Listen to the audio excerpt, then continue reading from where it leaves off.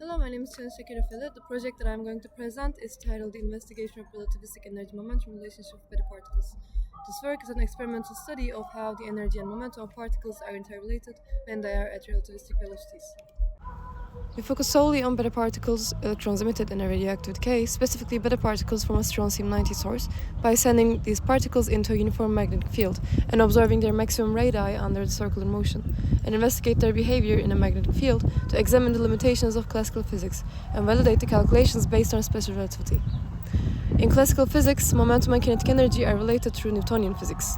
However, these relations break down as particle speeds approach the speed of light.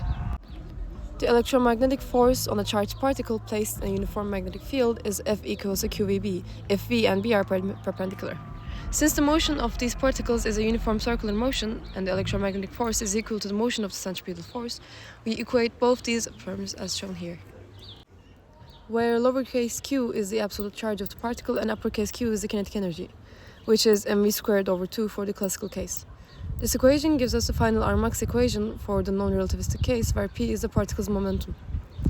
This equation also applies to our relativistic case, but the momentum has to be updated by the Lorentz transformation. Relating q and p can be achieved by the given equation here and can be shown as thus.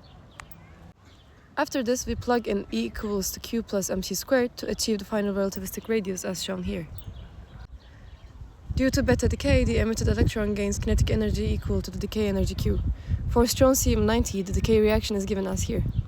Neglecting the neutrino mass, the nuclear reaction becomes an atomic reaction, and we get q as negative delta m c squared.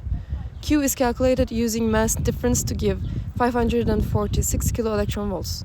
This is how we acquire the q value to plug into the radius equations that we have shown before.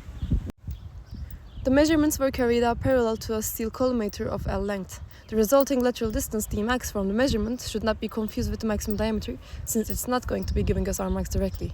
After geometric calculations, we can acquire the Rmax value as given here. As for our setup, the primary components of our apparatus include the following: 6 large magnets to generate a magnetic field, a strontium-90 beta source, a custom-designed Geiger-Müller counter based on an open-source Arduino-compatible circuit, stainless steel collimators to narrow the angular spread of the particles, and a Gauss meter. The Geiger-Müller tube detects ionizing particles by creating a voltage pulse whenever the beta particles enters the tube and ionizes the internal gas.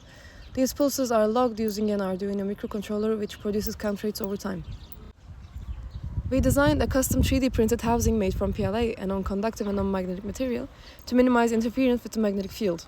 Housing makes space for the 3-stack magnet configuration that we equipped to maximize the magnetic field so that we can correctly acquire the Rmax value and a cavity in between. We put an aluminum plate with a slit on the end of the collimator of the GM tube because of the large detection area of the GM tube, and we also mounted the collimator to the source on the outer left edge of the housing.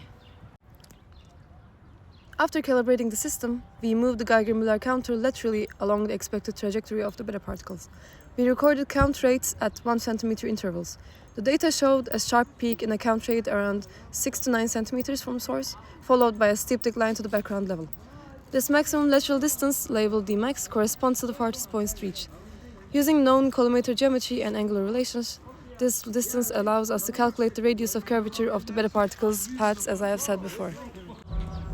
As for our results, you can see here a plot of the magnetic field magnitude measured in the gap between the magnets as a function of the distance from the center of the long edge of the magnet stacks. We initially tested both the 2-stack and 3-stack magnet configurations. The field measurements done with the Gauss meter revealed that the 2-stack setup had insufficient magnetic field strength. The 3-stack configuration produced a peak value of 92.2 millitesla and a variation of less than 11% across the central region. This proved enough to conduct the experiments. And as for the main results, the beta particle detection and count profile section, at each position the Arduino arrangement recorded count rates in counts per minute. The outcomes showed that the detection rate increased steadily, peaked at 25 counts per minute at about 8 centimeters, and then dropped rapidly to the background level. This sharp drop-off defines the Dmax.